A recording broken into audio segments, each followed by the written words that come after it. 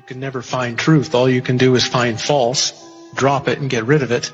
And eventually, when you can't get rid of any more false, what you're left with is the truth. How much false can you find?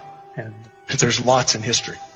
I was looking around the internet and came across the images of the 1893 Chicago World Exposition. And it blew my mind because it looked like ancient Rome in the middle of downtown Chicago. And as I looked at it further, well, here's another one in Philadelphia, here's another one in St. Louis, in Buffalo, in San Francisco, and then as soon as they were done, they tore them all down and threw them in the garbage. That just told me there's something wrong with all of these. The story of the expositions is a gigantic lie. And I think it's so huge of a lie because I think they're right at a bridge point when so many things about the 1800s that seem strange and weird, right as this sort of period ends of unbelievable strangeness, and all of a sudden these fairs spring up all over the world with impossible buildings we're talking about, which are colossal structures. Chicago built 700 acres of fair in supposedly less than 2 years.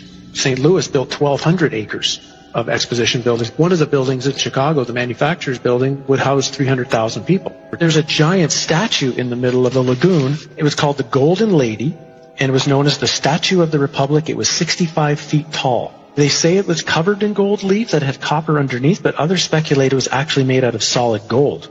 So you're talking 65-foot high, potentially solid gold statue. We're talking giant structures and looking like ancient Rome with towers and domes and columns and the most fine, ornate pieces to them in these record, unbelievable times. Then as soon as they're done, chuck them in the garbage.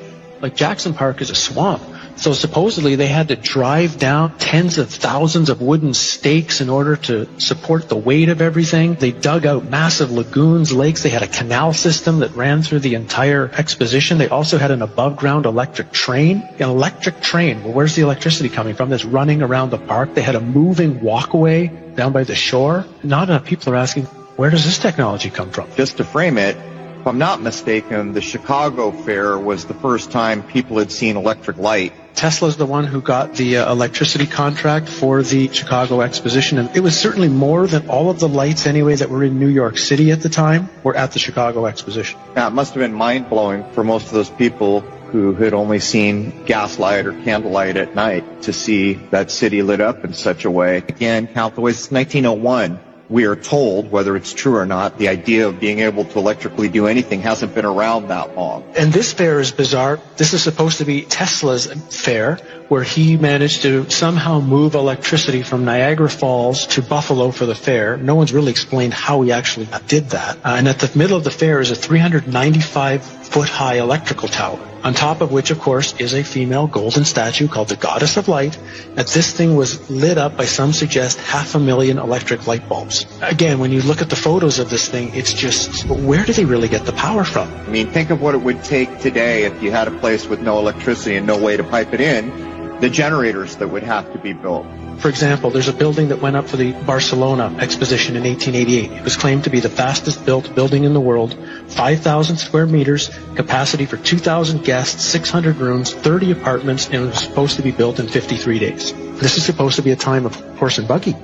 The 2-year building times are actually impossible unless the two most likely theories would be either A, they had a technology that they're not supposed to have, and it really was built in that time frame. Even if they built them, they had to build them out of marble and stone in record time, or the buildings were already there. They'd been there for hundreds or thousands of years, fixed up, refurbished, repainted, hence the term whitewashed, which is the term that was used for the Chicago Exposition, which was paint all the buildings with this brand new spray paint that they had just developed to spray paint all the buildings in record time.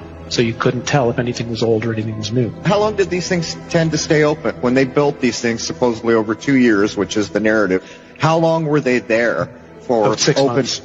6 months for the public to come. And then what was amazing, for example, in St. Louis, 2 days after the fair ended, they brought in a demolition team from Chicago with explosives and blew the thing up. They actually used dynamite to blow it up, and they say threw it in landfills. Things like the World Fairs shows there was a time in our past, and even not that far in our past, where humans seemed to be at a completely higher level. Human living and human knowledge were constructed into the buildings using cymatics, using sacred geometry. These fairs, they're so important to study because the history that we know right now as history was invented at the time these fairs were going on. One of their underlying nefarious purposes was to teach a historical narrative to the population that they were supposed to believe and agree with.